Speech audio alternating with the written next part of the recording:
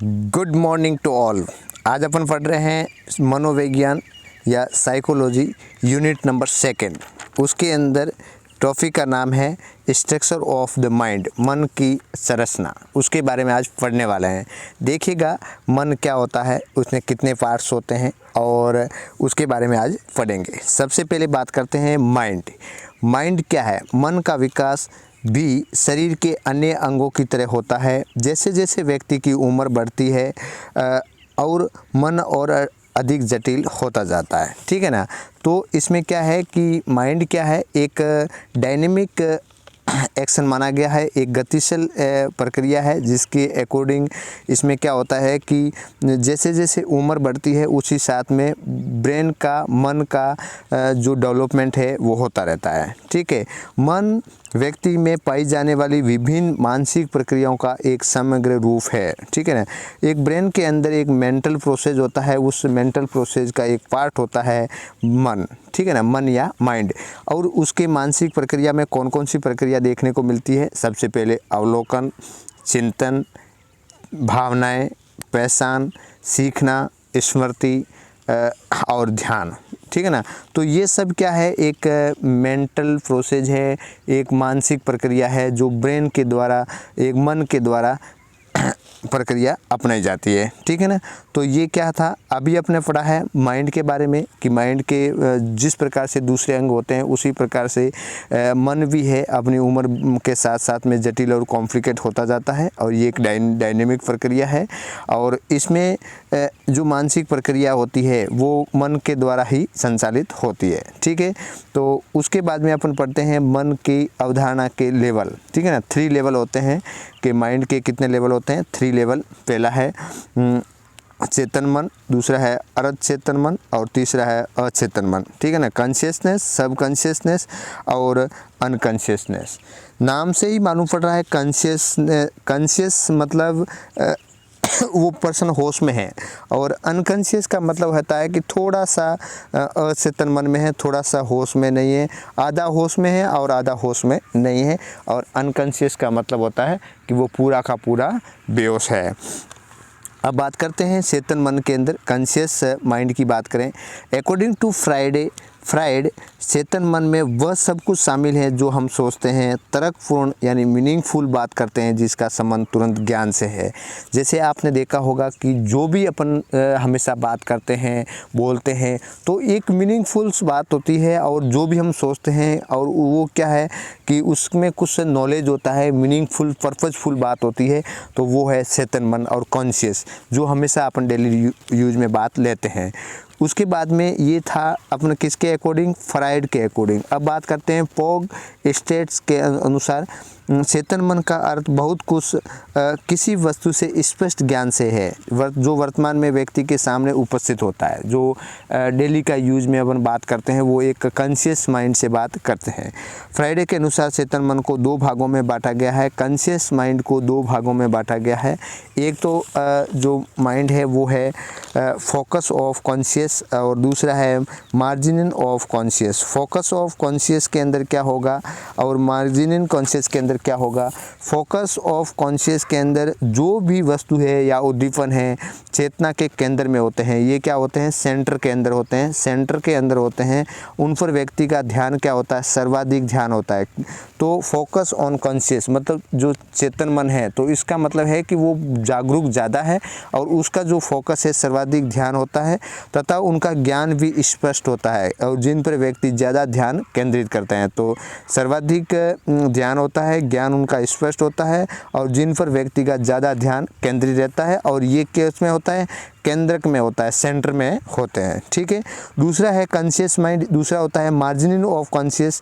इसके अंदर चेतना के केंद्र के आसपास का क्षेत्र जिसमें मौजूद उद्दीपन धुंधले या अस्पष्ट दिखाई देते हैं, थोड़ा थोड़ा धुंधला दिखाई देता है या अस्पष्ट दिखाई देता है। और इसमें क्या होता है कि एक ये चेतना का सीमा केंद्र होता है, ठीक है ना। तो इसमें क्या होता है कि थोड़ा मार्जिन का मतलब बॉर्डर पार्ट होता है, सीमा केंद्र जिसको बोलते हैं।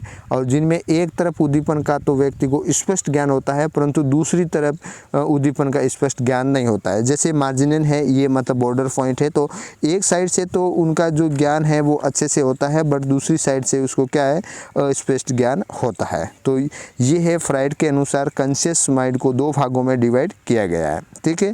नेक्स्ट अपन बात करते हैं सब कॉन्शियस माइंड है, अर्ध चेतन मन है। इसको प्री कॉन्शियस माइंड के नाम से भी जाना जाता है। इसको किस नाम से जाना जाता है? प्री कॉन्शियस माइंड के नाम से भी जाना जाता है। इस के अंदर व्यक्ति साधारण जो मेमोरी है का प्रतिनिधित्व करता है। हम किसी भी समय जानकारी प्राप्त नहीं कर सकते हैं। तो इसमें क्या होता है कि किसी भी समय जानकारी को प्राप्त नहीं कर सकते हैं। जब हमें ज़रूरत होती है तभी इसे हम अचेतन मन से चेतन मन में खींच लाते हैं। अनकॉन्शियस के अंदर क्या होता है कि थोड़ा धुंधला दिखाई देता है, इसको रिकॉग्नाइज किया जाता है और उसको अचेतन मन से चेतन मन में लाया जाता है जब ज़रूरत होती है, ठीक है। तो वो क्या है, सब कॉन्शियस माइंड है, जिसको प्री कॉन्शियस माइंड के नाम से जाना जाता है। जैसे आपने देखा होगा कि एक स्टूडेंट है, वो क्या है, अचेतन मन में मौजूद उत्तरों को, जैसे अनकॉन्शियस माइंड में भी जो आंसर देता है वो चेतन मन में लाकर प्रश्न को हल कर देता है, ठीक है ना। जो अस्पष्ट होते हैं, धुंधले होते हैं, तो भी वो क्या करता है कि याद नहीं है तो भी क्या करता है, वो लिखता रहता है चेतन मन में, मतलब कॉन्शियस माइंड में जैसे लिख रहा है वैसे लिखता है, ठीक है। उसके बाद में है अनकॉन्शियस माइंड, जिसको अचेतन मन बोलते हैं। और अचेतन मन भावनाओं विचारों का एक जलाशय है। ये मन का वो भाग होता है जिसमें मौजूद अनुभवों या घटनाओं को व्यक्ति अपनी इच्छा अनुसार याद करके चेतन मन में लाना चाहे तो भी नहीं ला सकता, ठीक है ना। तो इसके अंदर क्या है कि वो परमानेंटली रूप से अनकॉन्शियस माइंड में उनकी बातें हैं माइंड के अंदर चली जाती है। तो इसके अंदर एग्जाम्पल की बात करें, जैसे चिंता है, दर्द है, संघर्ष है, तो ये इस प्रकार की लंबे समय से जो बातें होती है, दर्द होता है, संघर्ष है, तो ये दमित होकर के रिफ्रेश्ड होकर के चेतन मन से अचेतन मन के अंदर चली जाती है, ठीक है। तो ये था अपने कुछ 3 लेवल थे, कॉन्शियस माइंड, सबकॉन्शियस माइंड और अनकॉन्शियस माइंड। अब बात करते हैं एक फ्राइड के अनुसार, एक फ्राइड का आइसबर्ग का सिद्धांत, ठीक है ना। एग्जाम्पल से एक समझते हैं कि इनको कॉन्शियस, अनकॉन्शियस और सबकॉन्शियस माइंड को एक फ्राइड का आइसबर्ग सिद्धांत के बारे में समझते हैं। फ्राइड आइसबर्ग थ्योरी, हेडिंग डालिएगा फ्राइडे का आइसबर्ग थ्योरी, ठीक है। इसके अंदर एक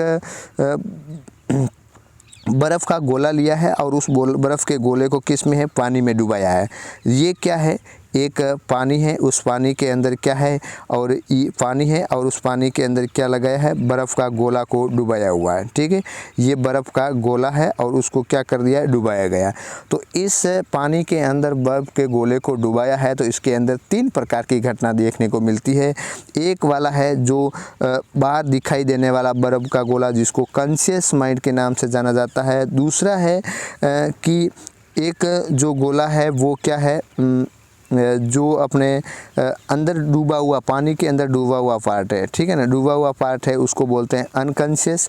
और उसके बाद में तीसरा जो मार्जिनल पार्ट है, जो आधा दिखता है और आधा क्या है, पानी के अंदर है, उसको बोलते हैं प्री कॉन्शियस या सबकॉन्शियस माइंड के नाम से जाना जाता है। तो आइसबर्ग ने क्या किया है कि मानसिक प्रक्रिया को, आइसबर्ग ने इस मानसिक प्रक्रिया को समझने के लिए इसने क्या किया है कि एक हिमखंड का एक गोला लिया है, जिसमें अंदर क्या क्या, जिसमें पानी में डुबाया हुआ पार्ट है। इसके अंदर चेतन मन और अचेतन मन और प्री कॉन्शियस जो मन है उसके बारे में बताया है। सबसे पहले अपन लेते हैं आइसबर्ग की एक थ्योरी के अकॉर्डिंग, कॉन्शियस माइंड, पानी में डूबा आइसबर्ग के ऊपर का भाग, ठीक है ना। तो इसके अंदर जो ये ऊपर वाला पार्ट है उसको चेतन मन बोलते हैं, ठीक है।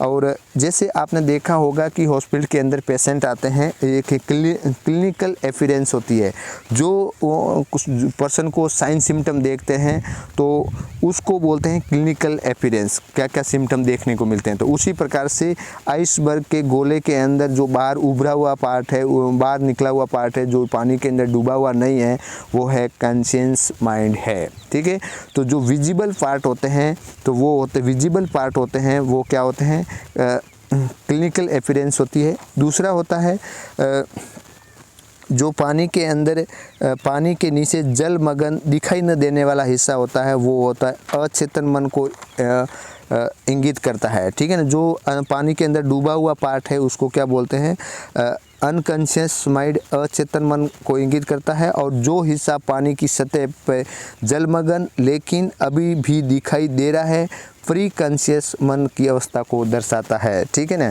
जो पानी में डूबा हुआ है बट अभी भी क्या है, यहाँ से पार्ट क्या है, दिखाई दे रहा है। तो इस प्रकार की जो कंडीशन होती है उसको बोलते हैं प्री कॉन्शियस माइंड। ठीक है, तो ये आपको थोड़ा सा ध्यान रखना है।